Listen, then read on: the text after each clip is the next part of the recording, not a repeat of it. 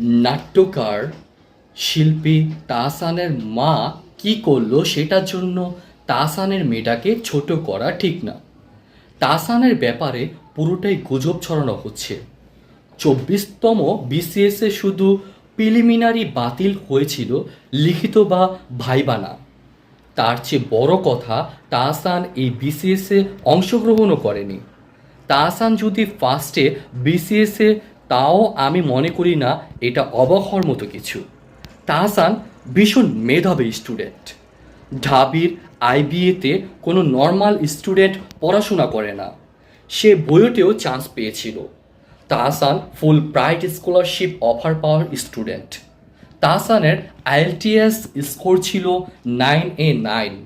পড়াশোনা শেষ করেই তাহসান ব্র্যাক ইউনিভার্সিটির শিক্ষকতা করেন।